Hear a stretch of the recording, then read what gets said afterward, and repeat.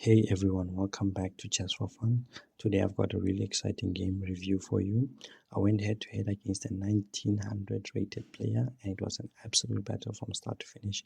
Whether you're here to pick up new ideas, spot tactics, or just enjoy a tense fight on the board, you are in the right place. Let's break it down move by move and see where the game was won or lost. So let's dive right into the video. Make sure that you like and subscribe. So here in this game, my opponent is playing with the white pieces and I'm playing with the black pieces. So my opponent started off with e4. That's when I went with c6 going into the current card. My opponent went d4. That's when I went d5. My opponent went with e5 going into the advanced variation. So that's when I went with bishop to f5, which is the theory move. My opponent went with knight to f3. That's when I went with e6, locking the bishop out of the pawn chain. That's when my opponent went with bishop to e2. And in this position, the theoretical move is to actually continue with the move of pawn to c5, attacking the center.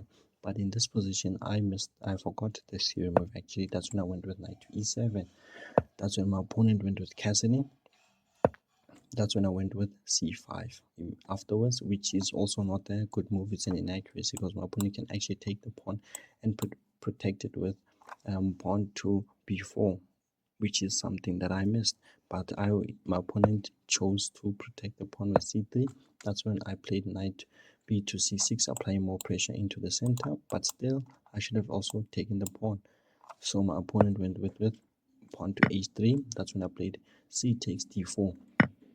Now opponent played c takes d4.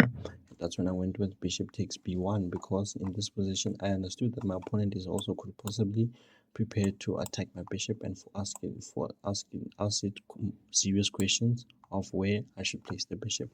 So I decided to give off away the light square bishop because my pawns are also on light squares. So I understood that if I give up the light square bishop, it will not actually affect my position to that extent.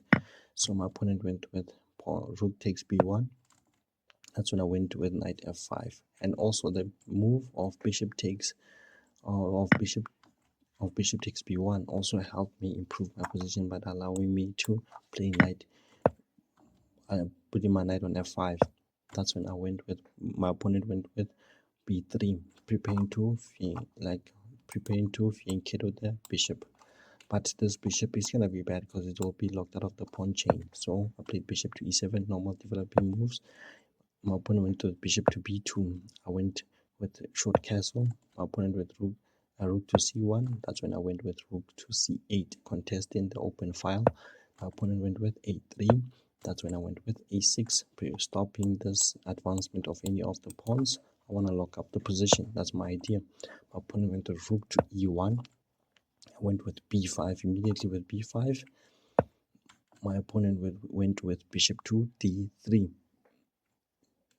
That's when I went with knight to h4. I do not want my opponent to take the knight there. I do not want that because this will ruin my pawn structure.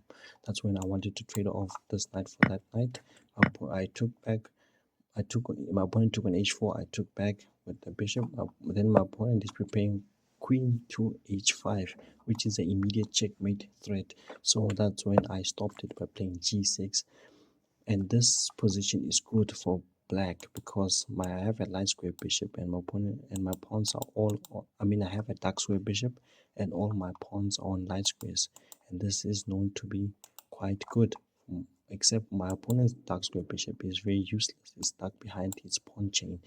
So in this position, I decided, after my opponent played queen to h6, I decided to play queen g5 and ask for a queen trade because I had a better position. I had better pieces than my opponent. My opponent took on g5. I took back with the bishop.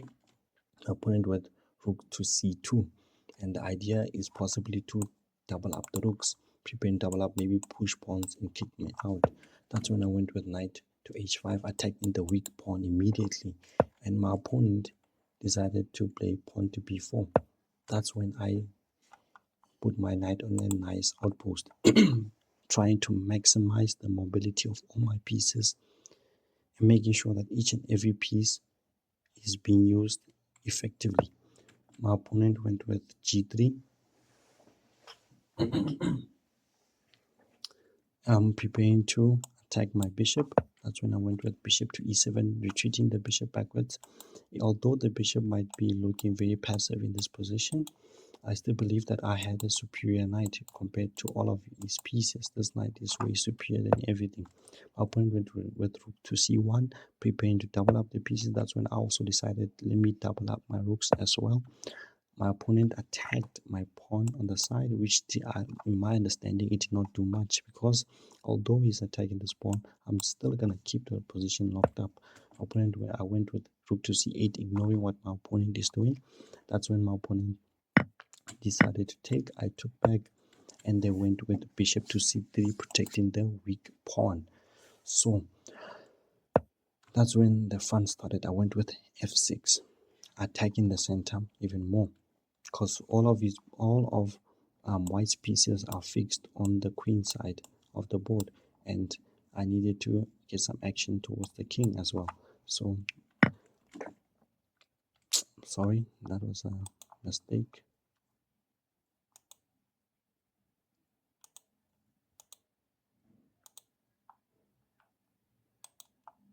And okay, yeah, my opponent decided to take on c5.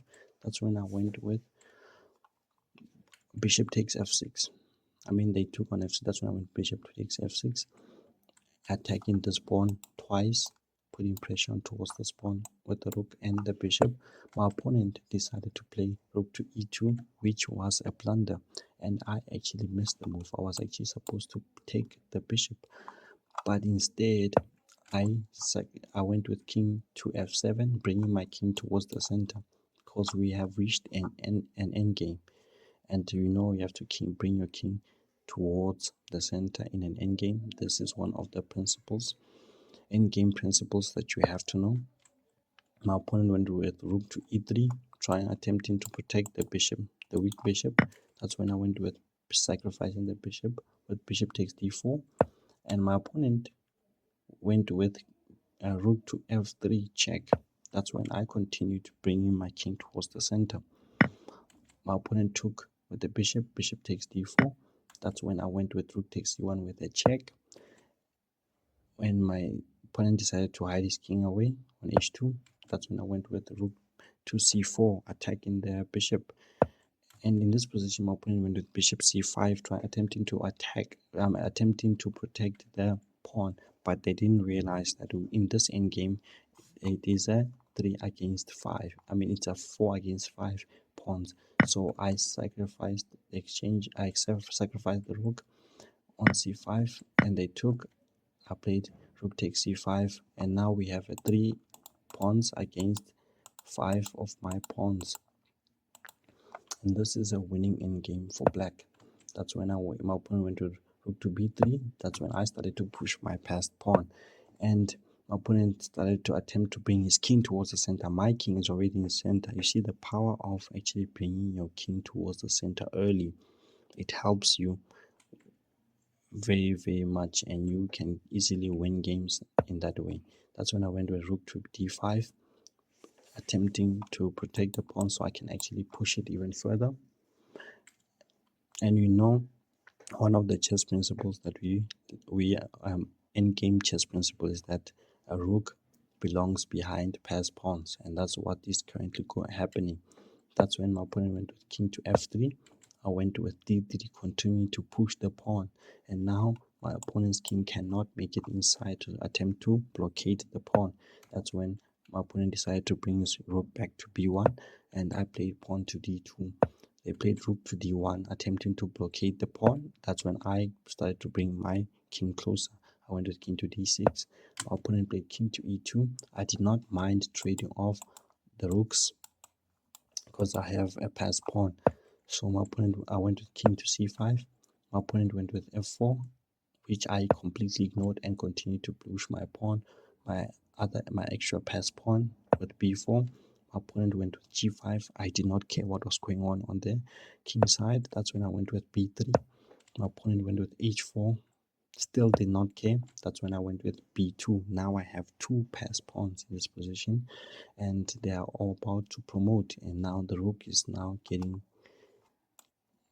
the rook's mobility is getting stopped. Now the rook has to focus on stopping these two passed pawns, and now the position is easy to play. My opponent went with f5. I played e takes f5. My opponent took back. I played g takes f5. Now I have not two but three passed pawns, and now this game is so easy to win. And you can clearly see that after my opponent went with h5, I went with king to b4. My opponent decided to play rook to b1, which is a blunder, that because it allows me to play rook pawn to d1 with promoting to a queen with a check. And if my opponent ran out of time, but if my opponent were to actually take, I would be able to take back, and if my opponent takes with the king, I would be able to promote to a queen, and I will just go and inhale the rest of the last pawn and maybe promote and make another pawn just before I checkmate white's king.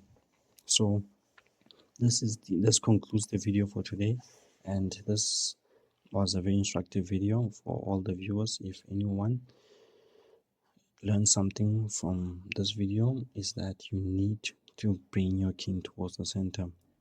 And the other thing is that know your preparations. No matter how high rated your opponent is, just play. We are here to have fun, like the name of the channel, Chess for Fun. I am happy to play against higher rated opponents. It helps me improve and get better. So also the other thing is that you need to have a basic understanding of your theory of your games. Understand not just only your openings. You need to understand your endgame principles and when to trade pieces and when not to trade pieces. In the middle game, you also need to understand that what phase of the game, which phase of the game you are in. Are you in the opening? Are you in the middle game? Are you in the end game? Those are the things you need to understand. Also, you need to understand, are you playing in an open position or are you playing in a closed position? And as you can see in the video, I was happy to trade off my light square bishop. Why? Because my other idea was that if I trade off my light square bishop, I can close down the position where my knight will actually be superior. And that's what happened. My knight became superior than all of white's pieces. So you need to also understand that. So if you guys enjoyed the video, please leave a like and subscribe. And I'll see you again. Peace out.